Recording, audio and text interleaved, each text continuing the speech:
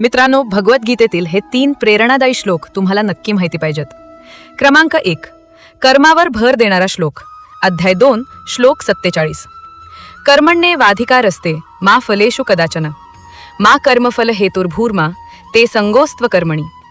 ह्याचा अर्थ, आपला अधिकार फक्त कर्म करण्यावर आहे, फळावर नाही. फळाची अपेक्षा न ठेवता कर्म करत राहावे आणि कर्म तारू नये. क्रमांक 2, स्वतःला उंचावण्याबद्दल. अध्याय 6, श्लोक 5.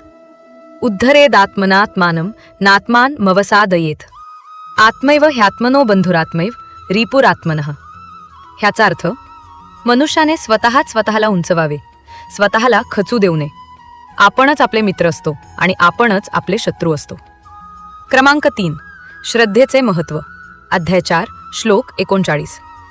श्रद्धावान लभते ज्ञानम तत्परः संयतेंद्रियः ज्ञानम लब्ध्वा पराम शांतिमचिरेणा धिगच्छति. ह्याचा अर्थ, श्रद्धा असलेला आणि इंद्रियांवर नियंत्रण ठेवणारा मनुष्य ज्ञान प्राप्त करतो आणि त्या ज्ञानामुळे त्याला लवकरच परमशांती मिळते. मित्रांनो, माझ्यासारख्या मुलींना जर यूट्यूब कॅरियरमध्ये पुढे न्यायचं असेल तर प्लीज सबस्क्राईब आणि लाईक नक्की करा माझा व्हिडिओ.